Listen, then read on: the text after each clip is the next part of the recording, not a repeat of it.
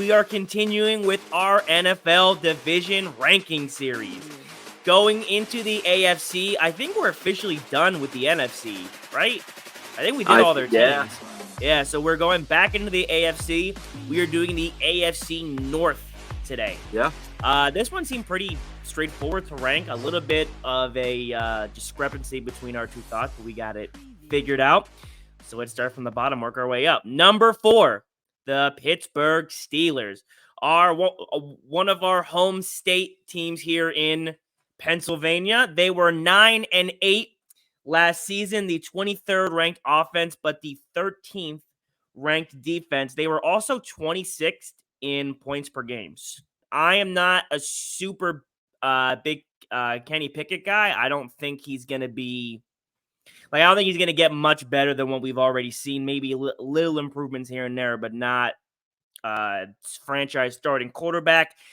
The Steelers for forever have been a defensive franchise. They're a defensive-minded team. Mike Tomlin is a defensive coach, but they need an offense. Like, they don't need a defense. Their defense last season and their adjustments this year have all been to the defense, and that's fine. They should be about the same, maybe even a little better. And actually, I was reading some reports from their training camps and stuff. The defense is winning the practices. Like, they've gone in the full pads and are doing offense versus defense, and defense is winning 85% of the time in their scrimmages. So I just think right now Mike Tomlin is the strongest point on that team. Najee Harris still had a good season last year, but I don't think, again, kind of like Pickett, I don't think we're going to see a much higher level of Najee Harris, but Mike Tomlin is the best part of that franchise. And again, he's a defensive coach. They need to improve the offense. TJ Watt, I guess. There you go. TJ Watt might be the best. I was like, why are you giving me that face? Yeah, TJ Watt. Forgot about him. But again, that's that's defense. Mike Tomlin is a defensive coach. What I was trying to get at was that that's obviously not where they need to get better, and they don't have enough to be better to make huge improvements to move up on this list. So I think without a doubt, they're the worst team in this division. TJ Watt last year, before he got injured, was on a tear. He was looking in, defensive player of the year form. TJ Watt's going to give you, over 15 sacks this season. That's just what he's going to do. He's going to disrupt the ball on the defensive side. But as far as on the offense, George Pickens, I've been hearing a lot of big talk about him at the wide receiver position. Yeah. But as you and me have always said, you need a person to be able to get you the ball. And Kenny Pickett, I've never been a Kenny Pickett guy. I know that Steelers fans love him because he was a Pittsburgh Panthers guy in college. So he's got, that kind of hometown vibe. But when you need your quarterback to win you games, especially in the third best division in football, Kenny Pickett's just not the guy. So Steelers at 4 is just perfect.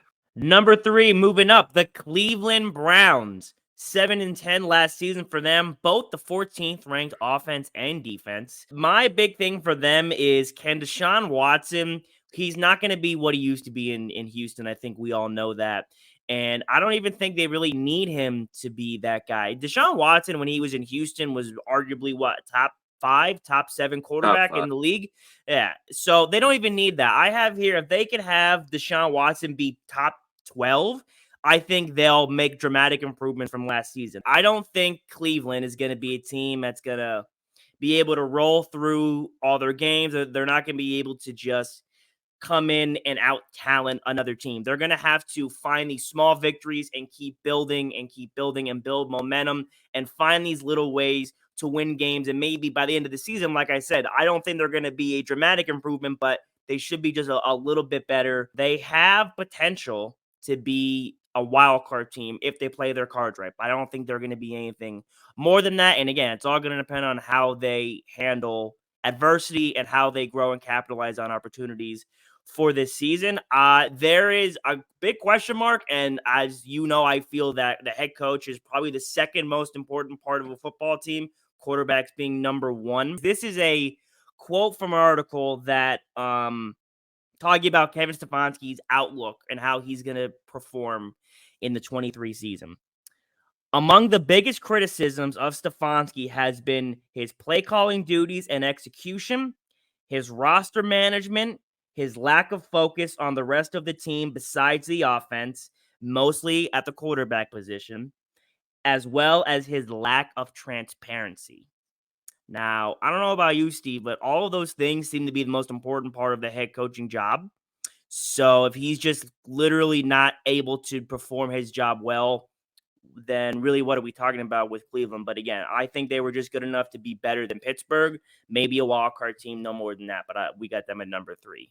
I think Pittsburgh and the Browns are going to finish with the exact same record this year. I think they're both going to be sub 500 teams, and I think that the Browns will probably just finish a spot ahead of them because I think the Browns will beat the Steelers when they play them head on this year. So that'll be the tiebreaker. But I really don't see either one of these two teams being that much different than each other.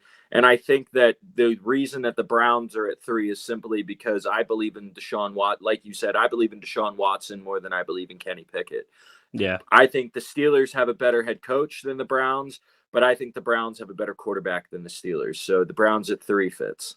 At the number 2 spot, we got the Baltimore Ravens, maybe the one of the most anticipated teams to watch this season with the new additions, and Lamar Jackson's a big deal, but should be the second best team in this division. 10-7 last year. They lost to Cincinnati 24-17 in the wild card round, a top 10 defense and a top 20 offense. They need to keep Lamar Jackson happy. And the way to do that is to finally have team success. Lamar has not had any real success, however you define that, since his MVP in 2019. The big thing with Lamar Jackson has been he has no postseason success, or he hasn't proven he can lead you to postseason success. A lot of that has been health. Some of that has been the Ravens not having the proper weapons. They've adjusted that a little bit, adding Odell Beckham Jr.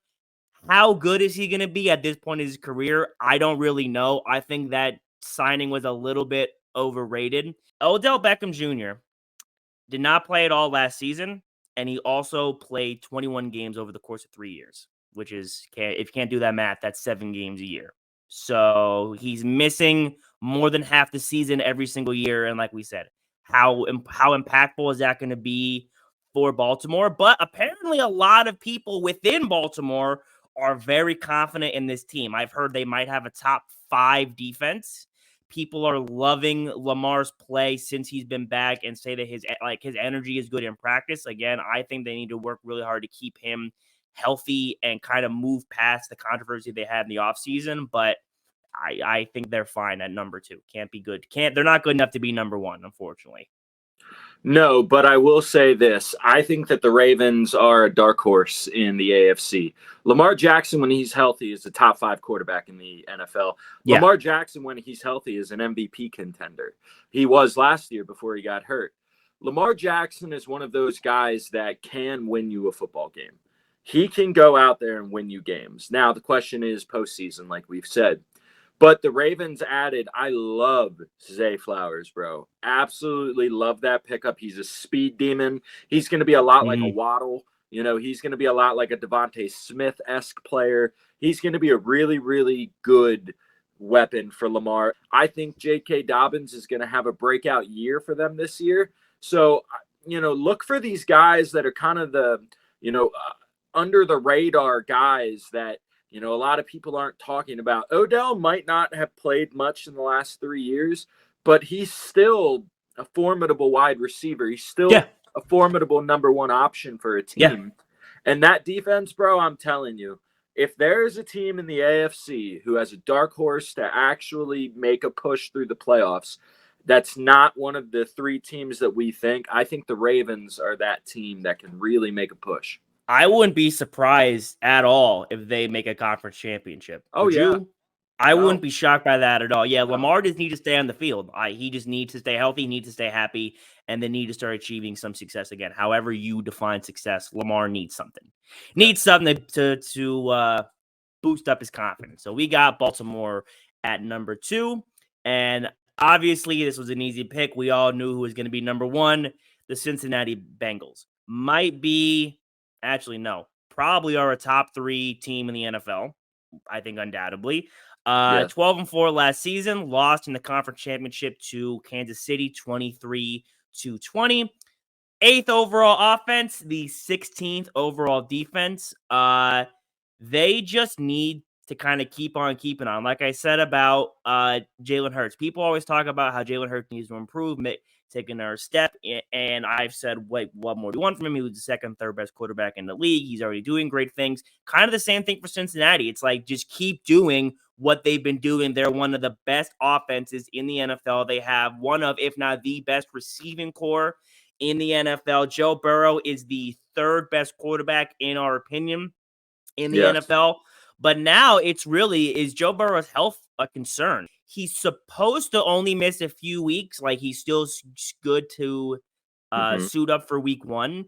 But there's been conversations on if he should suit up for week 1 and if he should take more time, because we don't really know a whole lot of details about this injury. Now, it's not like it's super severe, but you don't want to take any kind of chances. Yeah. So like Zach Taylor has just said, he's several weeks from being 100%, but still good to start week 1. We'll see if that develops in anything. But again, Steve, this was a very clear-cut number 1 for us in this division. The Bengals being a number 1, it's mind-blowing to me, because all I've ever known the Bengals for was Andy Dalton and not being great. Yeah. So, yeah. And TJ Houshmandzadeh, which people like to play names with his last name. Who's your mama? Houshmandzadeh, yeah. Yeah, exactly. Houshmandzadeh. So, yeah. There's a lot of things with the Bengals that I just get the warm fuzzies about, because I think that as a franchise, I was a Joe Burrow doubter. I'll be the first person to admit that. I was not a Joe Burrow guy in college. I threw a lot of shade at him and said that he was a product of a great system at LSU, that the receivers he had around him made him look great. Well, and then, the football gods laughed in my face and gave Jamar Chase to Joe Burrow in the NFL. So Joe Burrow, regardless of the injury that he might or may not have, regardless of if he's 70%, he's still top 5 quarterback in the league. Joe Burrow is the kind of guy that changed this franchise around and now has them being every year a Super Bowl contender. So I think that there's a very, very good chance. I have them going to the Super Bowl this year. Yeah. And I've said this on the show a lot. I think, especially in the NFL, it's super hard to replicate high-level success. It's hard to, like you've said before, be this amazing player, all-American player in college, and then come into the NFL and do the same thing. Joe Burrow has done that. Joe Burrow knew what winning was before he got here. He knows how to be a great leader. And Joe Burrow has already achieved a lot at a young age in terms of, like, just the fact that we're talking about him in this sense and we know what he can do. There's no question marks. We have the same confidence he does in himself. And like you said, this Bengals team before Joe Burrow was like, they were a joke. Trash. And now, he comes in and immediately is changing and is turning this franchise around. To a Super Bowl in his second year. Yeah. And his rookie year, he was hurt. So we really don't, if that doesn't happen, maybe he does some of these things sooner. So yeah, the Bengals are just all over the right trajectory. Like I said, we have Joe Burrow as the third best. A lot of people have him as the second best quarterback in the NFL. Debatable, that's fine. But the Bengals are, like we said, the easy spot for leading the AFC North. Run it back through you. To run it back to you one more time, we got the Cincinnati Bengals at number 1, the Baltimore Ravens at number 2, the Cleveland Browns at number 3, and the Pittsburgh Steelers at number 4. This was a pretty easy division. I think this is how it's gonna shape out in the regular season, and we'll see. We only got a few teams left in this series before. That's it. We only got 2 divisions left. Wow. AFC East and then the Chiefs division. We're doing good. This has been your AFC North in our division ranking series. Hope you enjoyed. Listen to the sound. I listen to the sound.